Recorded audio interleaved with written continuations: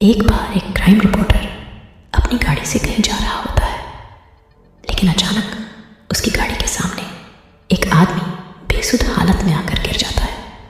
तभी crime reporter अचानक अपनी गाड़ी का ब्रेक लगा लेता है, लेकिन वह बहुत घबरा जाता है।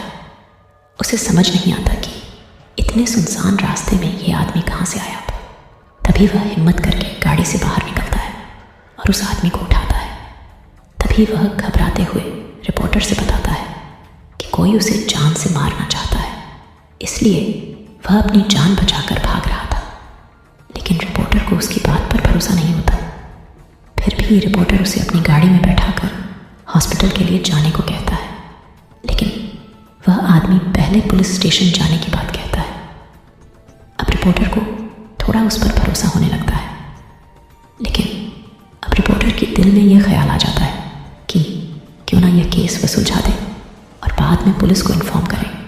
और यही रिपोर्टर की सबसे बड़ी गलती होती है, जो कि एक नए अध्याय की शुरुआत करती है।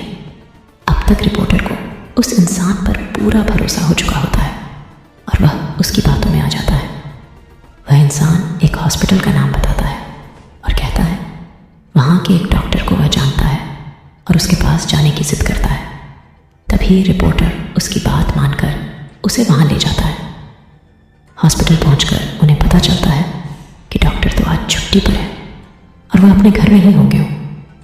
तभी वह इंसान रिपोर्टर कहता है कि डॉक्टर से घर जाकर मिलते हैं। रिपोर्टर के मना करने के बावजूद भी वह उसे चलने को मना लेता है।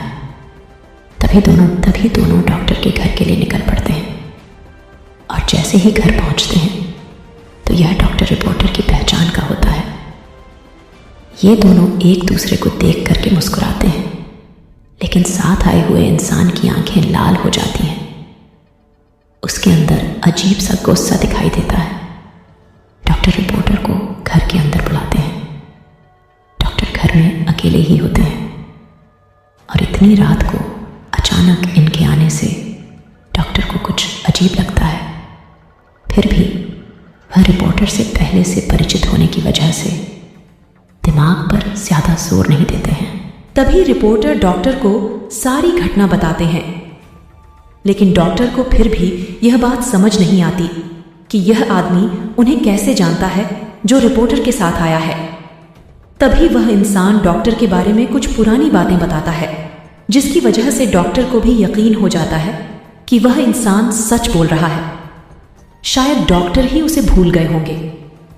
अचानक डॉक्टर उठकर कहते हैं, रुकिए, मैं आप लोगों के लिए चाय ले आता हूं।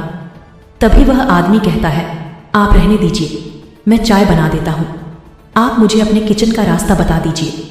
लेकिन डॉक्टर को यह अनुचित लगता है तो वह उसे मना करते हैं, लेकिन वह इंसान काफी जिद करने लगता है तो डॉक्टर को मजबूरी में उसे किचन तक ले जाना पड़ता है और डॉक्टर उसे चाय का सामान देते हैं और बाहर चले जाते हैं।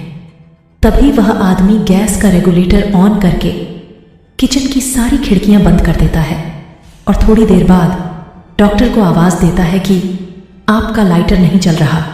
डॉक्टर जैसे ही किचन में आते हैं तो उन्हें गैस की बदबू आती है, लेकिन वह सामान्य बात समझकर उस इंसान से लाइटर लेते हैं और जैसे ही वह लाइटर जलाते हैं वह आदमी बाहर भाग जाता है और अचानक गैस की आग डॉक्टर को चपेट में ले लेती है। अचानक हुई ऐसी घटना से रिपोर्टर को कुछ समझ नहीं आता और वह रिपोर्टर उस आदमी के साथ घर के बाहर भागता है।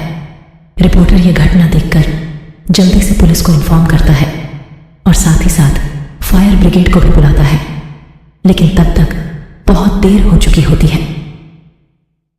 घटनास्थल पर पुलिस के आने के बाद रिपोर्टर उस आदमी के साथ वहां से निकल जाता है और गाड़ी की स्पीड तेज करते हुए कहीं अकेले स्थान में जाना चाहता है।